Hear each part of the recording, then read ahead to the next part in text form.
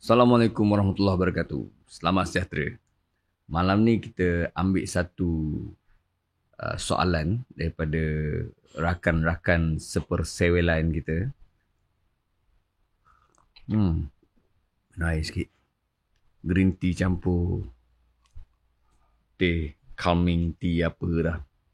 Okey, apa yang menarik untuk aku kongsi dengan korang selepas ni.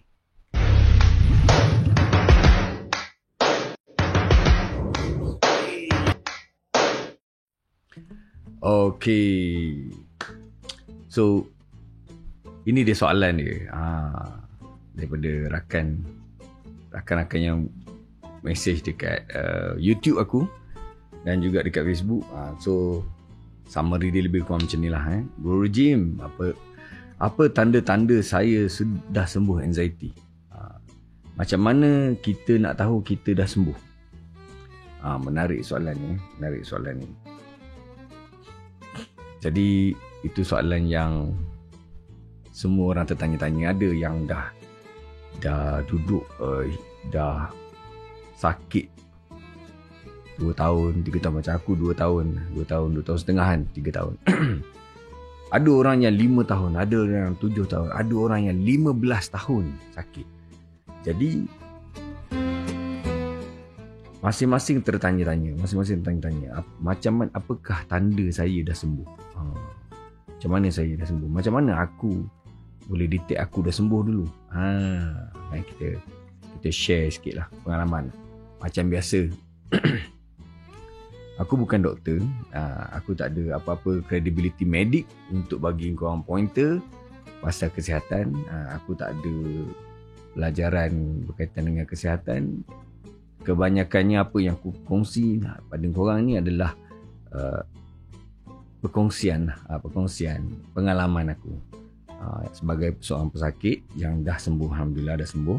Supaya jadi manfaat pada kita semua, maka aku kongsikanlah pengalaman aku. Mana tahu walaupun kita ni badan lain-lain, tak sama kan, reaksi tak sama, tapi mungkin apa yang aku kongsi ni boleh jadi korang punya asbab kesembuhan seperti mana aku. Baik.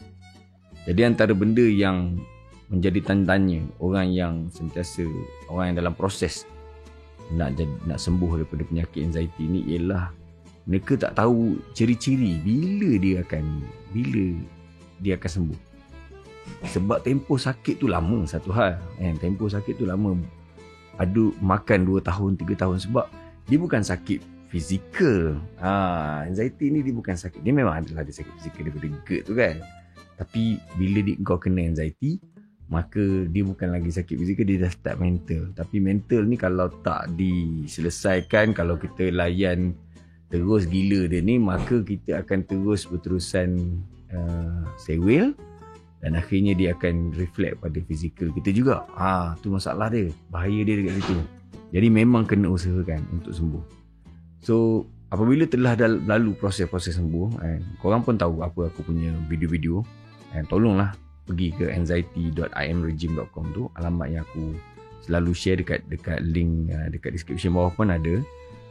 So bila korang pergi situ, korang tengok banyak video, dan bila korang tengok banyak video, korang belajar teknik-teknik yang aku dah share dengan korang, apa yang boleh membantu korang untuk survive anxiety ni, untuk sembuh, maka korang pun mula rasai perubahan.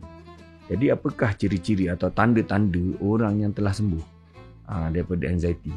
Baik, ini mengikut aku punya pengalaman lah. Pengalaman aku waktu aku sembuh dulu, aku sebenarnya tak sedar bila aku sembuh. Aku tak sedar bila aku sembuh.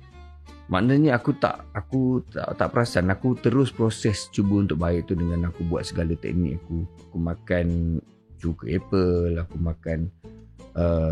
buat teknik-teknik yang aku dah ajar dalam video semua tu lah. Aku buat benda tu.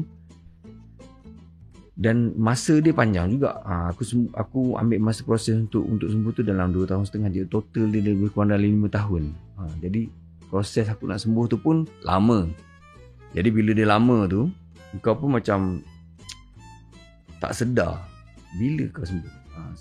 Sedar-sedarnya ialah aku teringat, aku macam dah lama rupanya aku tak sakit kan. Dah lama aku tak panik. dah lama aku tak pergi hospital. Dah lama aku tak sibuk ajak wife aku tidur depan emergency. Dah lama aku tak takut. Okey. Itu satu. Mula-mula kesedaran dia. Tapi kesedaran ni datang selepas apa tau? Selepas ada satu turning point. Dia panggil turning point dia ni ialah bila masa aku cakap macam ni. Bila aku mula tak kisah. Aku tak kisah, lantak. Okey. Dekat sinilah dia punya turning point engkau jadi okey. Dekat sini lah turning point dia, engkau akan jadi okey. So, tanda-tanda engkau dah sembuh, tanda-tanda engkau nak sembuh ialah engkau mula tak peduli dah. Itu ialah tanda-tanda orang yang nak sembuh. Selagi engkau cakap dengan orang, selagi engkau pergi jumpa orang cerita, jumpa orang ni cerita masalah, cari doktor ni cerita masalah yang sama. Kau jumpa 3 doktor yang berlainan, kau cerita masalah yang sama, itu maksudnya kau ni nak attention lah. Kalau doktor semua doktor cakap kau ni tak ada apa-apa, okey, sihat, tapi kau masih lagi cari diorang, maksudnya kau nak attention. Kau bukan sakit, kau sakit kat sini, sewel lebih. Macam aku dulu. Okay. Jadi kita kena admit kita sewel, baru kita faham macam mana kita nak repair. Tengok video-video aku yang lain lah kalau kau nak lebih faham dengan lebih lanjut. Pertama sekali ialah kau rasa tak nak layan, kau cakap lantak, nak jadi apa jadilah, nak mati-mati lah, nak jadi apa-apa lah. Sebab apa? Sebab masa tu aku dah mula fikir macam, okay, kita orang Islam ada qada dan qadar, ada takdir kita. Jadi kalau Allah Ta'ala dah tetapkan kita mati, maka kita akan mati dengan apa cara sekalipun yang telah ditetapkan untuk mati. Dan kita tidak akan dimatikan lebih awal sesaat pun, atau kita tidak akan dimatikan lebih lewat sesaat pun.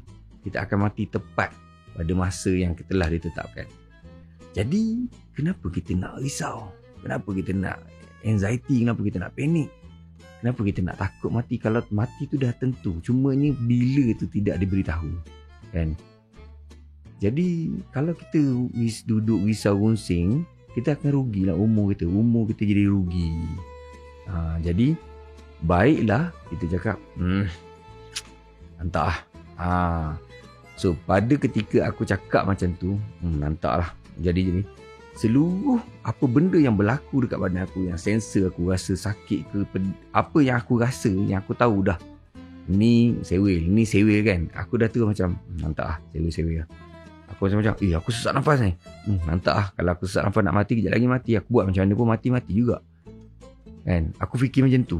Aku fikir aku ni sakit kepala ni, lain macam sakit kepala ni. Betul, lantak lah, kalau nak mati sebab sakit kepala memang kejap lagi mati lah kan. Memang dah tetap, tak boleh nak adjust lah kan. Jadi aku bila aku dah mula start macam tu, lama-lama badan aku automatik dia ignore tau. Signal-signal yang anxiety punya signal ni dia ignore. Dia abaikan aku sakit kepala, aku sakit. Lepas tu aku makan Panadol. Dah aku biar. Aku sakit dada kan, aku macam sesak nafas, aku dah buat teknik aku semua, aku dah check oksigen semua dah tunjuk okey. Aku biar, aku abaikan. Aku cakap kalau nak mati sebab ni, matilah kejap lagi. So bila aku start macam tu, bila aku start mengabaikan, aku macam lantak lah kan. Lama-lama dia hilang, dia lupa tau. Badan aku ni lupa nak respon dah pada benda-benda tu. Sebab aku tak peduli, otak aku dah tak peduli dah. Jadi bila otak aku cuba tipu badan aku, cakap aku sakit macam ni kan, aku punya perasaan apa semua, aku macam tak mau peduli dah.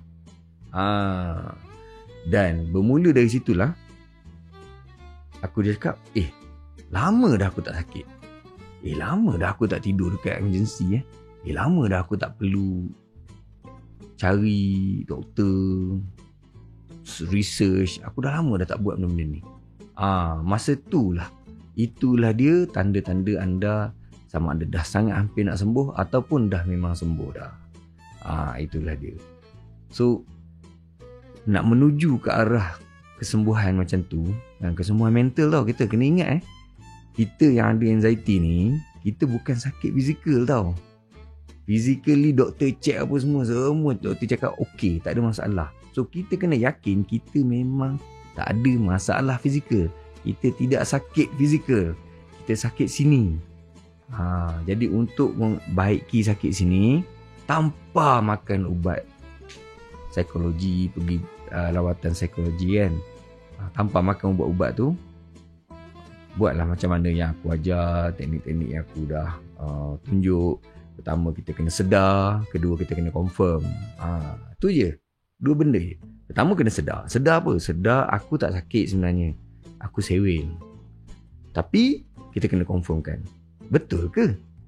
Confirmkan tu pergi jumpa doktor kan. Okay, doktor cakap, oh okey, cukup. That's it. Tak cukup sikit, nak percaya sikit lagi. Okey, pergi cari satu doktor lagi lah. 2. Doktor ni check lagi. Betul, awak tak ada apa? Sakit semua? Semua tak ada sakit? Semua okey? Dah cukup lah. Tu orang cakap, okey, aku sihat. Kena pandai cakap macam tu. Jadi itulah dia ciri-ciri ataupun pengalaman aku bila aku dah nak sembuh. Aku automatik lupa dan kualiti hidup masa tu dah okey dah. Dah normal dah, jadi macam biasa lah. Sekarang ni bila aku kena attack bukan attack anxiety tau. Contohnya aku sakit perut lah, macam tadi dekat office aku sakit perut. Sakit perut memulas kan. Otak aku dia macam, sebab dia ada pengalaman dah cuba tipu aku dulu kan. Jadi dia pun cakap, apa hal aku sakit perut lah. Dia pun mula dengan pertanyaan tu dalam kepala aku. So aku pun cakap, aku terus jawab dia, mesti ada benda aku makan tak betul. Aku terus bagi jawapan kepada otak aku balik. Ni mesti ada benda aku makan tak betul. Tak ada ada telur lalat ke aku makan kan. Memulas ke tu, aku pergi masuk toilet, keluar, settle. Dah tak sakit dah. Jadi jangan biar diri kita diselubungi dengan soalan-soalan macam, apa hal aku ni apa. Itu punca dia. Sebab kau melayan. Kau melayan kau punya sewel. Itu je. Dia kalau tak layan sewel ni, insyaAllah okey.